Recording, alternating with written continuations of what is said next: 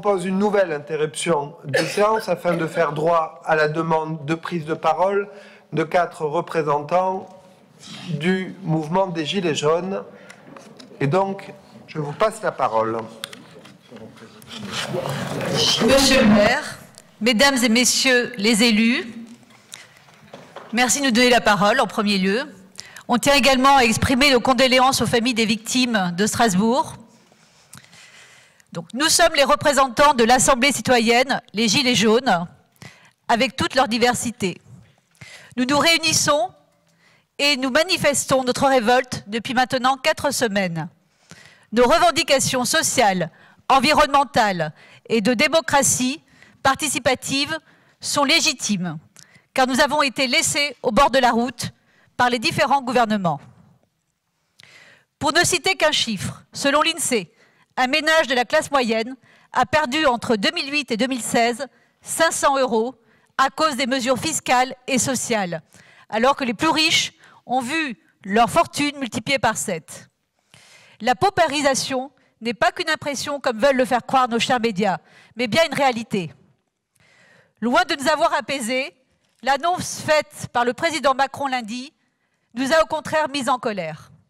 Dans son allocution, les réponses données n'ont pas répondu à nos attentes, notamment celle par exemple de rétablir l'ISF. Non, les riches ne sont pas solidaires et sont protégés par le gouvernement. Prenons l'exemple du CICE, qui coûte très cher à l'État, 20 milliards par an. Est-ce que c'est une mesure qui relance l'activité? Non, absolument pas. Ignorés, méprisés par une caste qui en veut toujours plus, nous, les Gilets jaunes, ne récoltons que les miettes. Salariés pauvres, précaires et sans emploi, bénéficiaires d'une pension d'invalidité, retraités, fonctionnaires territoriaux d'État et hospitaliers, artisans, petits patrons et auto-entrepreneurs, sommes inquiets pour l'avenir de nos enfants. Entendre des témoignages de personnes qui, les 2 dernières semaines du mois, ne mangent pas toujours à leur faim, c'est tout simplement scandaleux. Comptez, comptez et toujours comptez le prix d'une baguette, d'un ticket de métro, la facture d'électricité et la part du loyer toujours plus élevée. Les familles monoparentales sont les plus touchées par cette baisse du pouvoir d'achat. Seuls 1 ou plusieurs enfants. La solution est souvent pour le parent d'avoir recours à une aide associative. Nous, les Gilets jaunes, travailleurs manuels ou intellectuels et petits entrepreneurs, alors que nous assurons le fonctionnement de l'économie réelle, avons du mal à vivre décemment. Nous ne sommes pas des casseurs, ni des terroristes, mais des manifestants pacifiques. Cependant, nous sommes déterminés à changer le système. Nous ne faiblirons pas. Ce mouvement grossit de semaine en semaine. Car au fond, hormis quelques privilégiés, l'exécutif et l'oligarchie, nous sommes tous des Gilets jaunes. Au vu de vos interventions, nous vous demandons donc le vote ce soir d'une motion de soutien aux Gilets jaunes. Je passe la parole à ma camarade Sophia. Bonsoir. Donc moi, je vais vous parler pour les Gilets jaunes de la transition écologique. À l'heure où nous parlons, nous pouvons constater le décalage des discours de nos gouvernants avec la réalité et l'urgence écologique. Ils ne sont pas à la hauteur des enjeux et feignent de les comprendre. Le mouvement des Gilets jaunes est complètement favorable à la transition écologique, comme le reste de la population, et ne mérite pas que l'on cherche à les y opposer. Vu que nos dirigeants ne savent pas ou n'arrivent pas à donner l'exemple en termes de transition, à nous de le donner sur le plan local, premièrement. Nous souhaiterions que Montreuil devienne une ville exemple pour la transition écologique. Alors, concrètement, cela veut dire 4 grands points. L'énergie, l'alimentation, l'urbanisme et la monnaie. Bon, la monnaie, vous savez qu'elle existe, mais je vais en parler quand même. Premièrement, l'énergie. Il nous faut investir dans les énergies renouvelables et favoriser celles existantes. Il nous faut une vraie politique d'isolation des logements montreuillois. Nous demandons les premiers mètres cubes d'eau et d'énergie gratuits. Deuxième grand point, l'alimentation. Favoriser la production alimentaire bio et raisonnée localement avec des circuits courts à moins de 100 km, afin que Montreuil soit au plus près d'une certaine autonomie alimentaire pardon,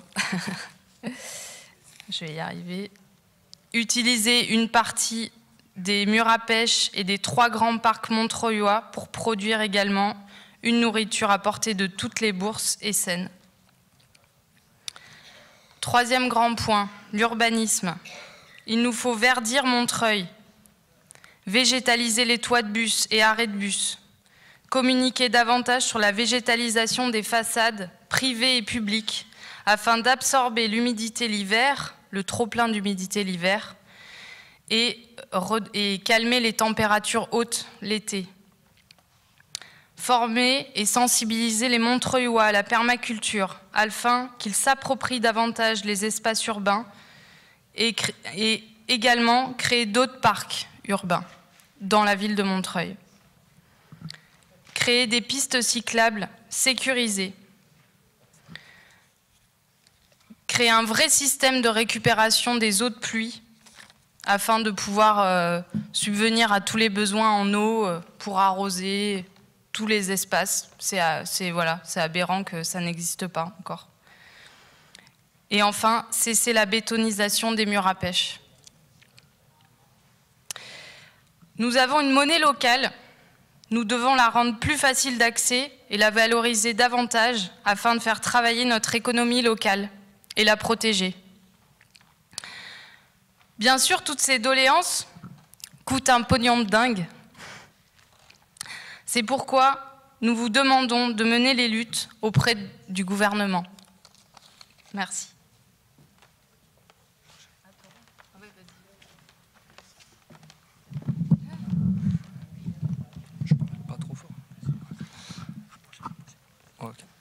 Bon, mesdames, messieurs, bonsoir. Moi, je vais être assez court, en fait. On aurait besoin d'une salle pour qu'on puisse se réunir et travailler autour de la démocratie, autour du débat, beaucoup. Je pense que c'est important qu'on puisse débattre et qu'on ait un lieu au chaud. La mairie, symboliquement, ça serait parfait. Cette salle-là, je pense qu'elle est faite pour ça. Après, bon... Ça sera à vous d'en décider, mais je pense qu'elle est faite pour ça. Et ensuite, on a besoin d'électricité au pont à Croix-de-Chavaux. Donc, je ne sais pas qui s'occupe de l'électricité ici. Gaylord, c'est ça?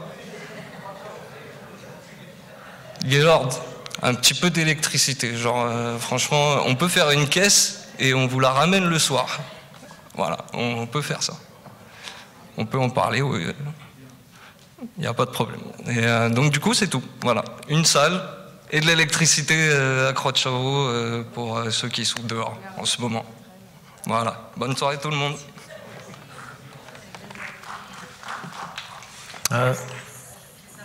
Bonsoir, mesdames, bonsoir, messieurs, les élus ou peu importe comment on appelle ça. Moi, je viens d'un petit peu loin en fait. Je suis rentré d'Indonésie suite aux événements qui ont commencé en France, parce que je pense qu'ils sont extrêmement importants. Je vais m'expliquer de suite. J'ai fait une carrière qu'on pourrait qualifier, dans la langue anglo-saxonne, de corporate. Je viens de ces grandes multinationales que j'ai quittées il y a 2 ans, malgré le succès que j'y ai eu. Je l'ai quitté parce que j'en ai eu marre d'avoir à choisir entre ma conscience et mes obligations professionnelles. Je l'ai quitté parce que je ne vois pas l'avenir que nous avons aujourd'hui sur cette planète. Je vais m'expliquer là aussi. Je vais vous inviter à prendre un pas en arrière, parce que nous parlons localement, nous parlons nationalement, mais nous oublions que nous sommes tous sur la même planète. Nous sommes aujourd'hui à l'échelle globale en train d'accumuler 3 dettes. On va commencer par la dette financière qui est la plus visible. On est aujourd'hui à plus de 250 000 milliards de dollars de dette. Elle est en augmentation constante. Elle met la pression sur les États, sur les institutions, sur les corporations et nous oblige à être dans la croissance compulsive et infinie. Par-dessus la dette financière qui n'arrête pas d'augmenter, nous avons aussi la dette sociale. Je vous donne juste quelques chiffres, mais a priori c'est moins de 1% de la population mondiale qui a plus de la moitié des richesses. Les 70% les plus pauvres ont moins de 5%. Si l'humanité était 100 personnes et qu'elle devait se partager un gâteau, je vous invite à imaginer la gueule du partage et les tensions que cela pourrait générer. Enfin, pour finir, mon ami en a parlé, la dette écologique. On parle souvent de réchauffement, mais on oublie aussi la surconsommation des ressources, la déforestation, la pollution plastique, la destruction de tous nos écosystèmes, la pollution de l'eau, de l'air et des sols. Et je ne parle pas de la 6e extinction de masse et des pertes que ça engendre. Vous avez peut-être les statistiques, mais en tout cas, en France, par exemple, c'est 70% des insectes en moins de 30 ans, 30% des oiseaux, et je vous laisse deviner quelle sera la suite si nous ne changeons pas de cap. Donc, je ne suis pas venu pour vous annoncer la fin du monde, même si je ne brosse pas vos consciences dans le sens du poil. Ce dont je veux parler ici, c'est qu'un changement profond dans notre manière de procéder n'est pas seulement souhaitable, il est vital si nous voulons avoir un futur digne de ce nom sur cette planète. Au-delà des divisions politiques, le besoin de se réunir pour penser ensemble à créer le monde de demain est indispensable. Nous vivons dans une société qui nous a mis en compétition individus et groupes dans le but d'accumuler sans cesse le plus de richesses possible et de maintenir une croissance compulsive et infinie. Si notre société était une voiture, elle ne pourrait qu'accélérer sous faute de rendre l'âme et ne nous mènerait inévitablement qu'à l'accident. Il est de notre devoir aujourd'hui de nous unir au-delà des différences politiques afin de corriger le cap. Et ceci, pas seulement à l'échelle de la nation, mais à l'échelle de la planète. Et je vous invite, vous élus, à faire passer ce message au plus haut. Car aujourd'hui, je ne porte pas un gilet jaune, non seulement pour le pouvoir d'achat, mais parce que je sais que si nous ne changeons pas, nous allons droit dans le mur. Voyons cette crise globale comme une opportunité d'évolution collective pour un monde plus juste, où l'humanité, la planète et la vie seront enfin des priorités et non pas l'argent, le profit à court terme et la croissance. J'espère que nous y arriverons. À vrai dire, j'en suis sûr, mais nous devons regarder la réalité en face et faire les changements qui s'imposent. Merci à vous. Merci beaucoup. J'annonce la reprise de la séance. Quelques éléments de réponse. D'abord, pour vous dire, monsieur, vous qui avez été le dernier intervenant, que, en tout cas pour ce qui me concerne, nous avons vraiment hautement conscience, j'ai vraiment hautement conscience, du fait que, au fond, à l'échelle de 2, peut-être de 3 générations, le risque est extrême pour la vie humaine, pour les équilibres sociaux et pour les équilibres mondiaux. J'ai eu l'occasion plusieurs fois de me rendre auprès des agriculteurs du Mali.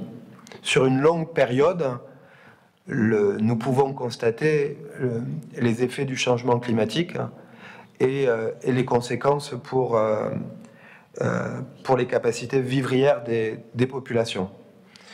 Et donc, je veux dire que, comme vous, la municipalité est aujourd'hui dans des contradictions importantes entre, d'un côté, cela a été souligné, les moyens qui sont à disposition pour la transition écologique, pour des droits sociaux, dans le cadre de cette transition respectée pour les hommes et les femmes, et de l'autre côté, une injustice fiscale et une organisation du système qui favorise au fond toujours les mêmes et toujours la prédation au détriment de logiques vertueuses à la fois pour les êtres humains et pour notre environnement. Je veux évoquer réponse provisoire aux questions qui sont posées, mais simplement comme contribution active de la municipalité de Montreuil, je veux signaler quelques éléments qui font écho aux propositions qui ont été faites. D'abord sur l'énergie. J'ai le plaisir de vous dire que dans 2 domaines, à la fois la géothermie et la biomasse, nous avons engagé 2 projets extrêmement importants qui permettent pour la première fois à Montreuil d'avoir des énergies 100% propres qui vont être mobilisées pour chauffer nos logements. Et je veux dire que moi je suis frappé du fait qu'on discute en matière de rejet de CO2 massivement des voitures, et c'est juste, mais en même temps on oublie de dire que le principal facteur de production de gaz à effet de serre dans notre pays, c'est le logement. Et c'est la mauvaise isolation des logements dont sont victimes en premier lieu les plus populaires et les gens qui ont le moins de revenus. Pour ce qui nous concerne, nous avons réorienté la politique de rénovation de nos logements sociaux de manière à axer l'essentiel du plan de rénovation sur des choses très robustes, sans chichi, et qui permettent d'obtenir des gains énergétiques par l'isolation et par le coffrage extérieur de nos logements. Nous sommes désormais, et j'aurai l'occasion de le communiquer d'ici la fin du mandat, dans le plus grand plan de rénovation des logements sociaux qui a été conduit en matière thermique. Ceci dit, quand on regarde le logement privé, quand on regarde les copropriétés dégradées, quand on regarde y compris les besoins de financement que nous avons en matière de rénovation du logement social, c'est clair, le compte n'y est pas, et à ce rythme, on va beaucoup trop lentement, alors qu'il y a là une source d'économie énergétique, mais aussi d'économie de ressources pour notre pays, parce que c'est autant de moins que l'on consomme en matière pétrolière ou en énergie. Je veux dire sur ce que vous avez évoqué en matière d'autonomie alimentaire que, pareil, beaucoup de travail nécessaire, mais que nous avons engagé, s'agissant des cantines, une réflexion afin d'augmenter de manière considérable le bio et la production locale dans les repas qui sont servis à nos enfants. C'est donc un débat qui va être mené avec les parents d'élèves, avec toutes celles et ceux qui le souhaiteront, et également une réflexion sur les conditions dans lesquelles on met à disposition un certain nombre de jardins partagés, de lieux spécifiques, où notre ligne est claire. À travers Montreuil et notre jardin, nous voulons, partout où il y a des terres disponibles, je pense notamment à ces terres en bas des tours qui sont parfois pas utilisées ou mal utilisées, où il faut lancer ce mouvement permettant d'avoir une production qui ne permettra pas de nourrir tout le monde, mais qui en tout cas permette de remettre le sens de la terre et de l'alimentation au plus près des villes. De ce point de vue, il est clair que le territoire des murs à pêche fait partie des territoires d'exception pour penser aussi des lieux de production, des lieux de reconquête, d'une agriculture de proximité. Le premier obstacle que nous avons sur ce développement dans les murs à pêche, et qui a été très souligné par l'étude que nous avons commanditée, c'est évidemment la pollution issue de l'histoire longue de ces terres, qui, à mon avis, pose à la génération présente et aux générations futures à Montreuil un problème énorme de réhabilitation de ces terres, afin qu'elles puissent être, je dirais, ouvertes et qu'elles puissent se produire sans danger et être utiles. Sur la permaculture, c'est un sujet qui vraiment nous tient à cœur, d'autant que nous avons engagé une démarche de transformation de la gestion de nos espaces verts, qui a d'abord consisté à la suppression des produits phytosanitaires par la municipalité précédente et confirmée par celle-ci et par une réflexion d'évolution sur la gestion de nos espaces verts qui conduit d'ailleurs à ce qu'on soit en train de travailler un plan de déploiement dans nos écoles de jardins fonctionnant sur les principes de la permaculture et permettant dès le jeune âge d'avoir un éveil et une sensibilité sur ces questions.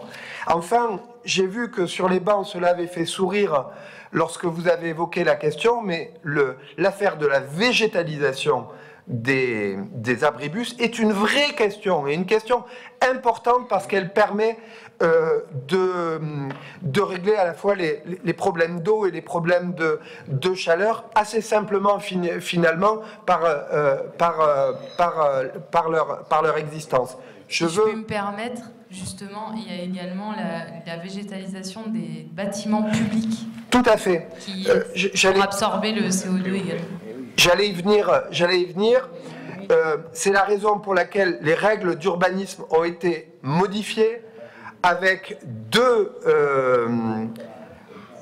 volets qui est avoir plus de pleine terre dans l'organisation de l'urbanisme montreuillois, c'est-à-dire rendre impossible la construction qui ne prévoit pas de la pleine terre et donc la non-minéralisation des sols de la ville, et parallèlement à ça, le développement de la végétalisation qui est rendu obligatoire par le plan local d'urbanisme et qui va être bien sûr appliqué à l'ensemble des bâtiments, qu'ils soient privés ou qu'ils soient publics.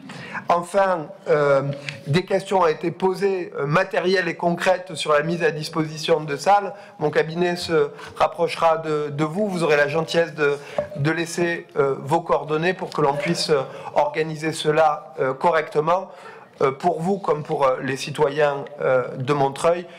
Évidemment, nous avons une politique de mise à disposition de salles importante. Je vous remercie.